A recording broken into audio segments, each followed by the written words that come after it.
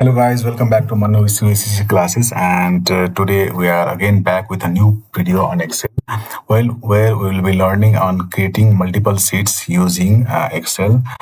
For example, here you can see on the screen we have a state name here, and we have 49 state names actually from the state name of the United States. Right, you can see it is a 49 counts. You can see here, and create different sheets for each of the states here.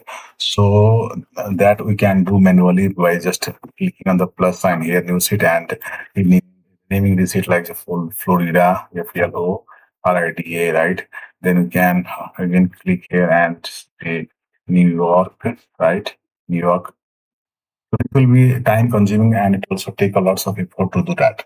So how can we do easily in Excel, right? And create 50 seats, 49 seats easily in the easiest steps, right? So let's do this. So first, what I'll do is I'll select all the state names here and go to insert tab here and then insert a pivot table, right?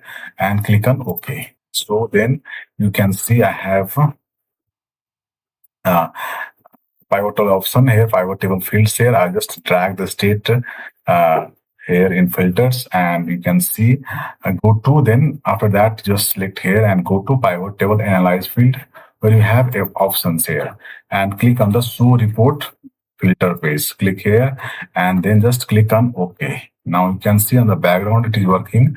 Excel is creating sheets for us and it has already created. So you can see on the below here we have different sheets, different name of seats here, Delaware, District of Columbia, Florida, every seats.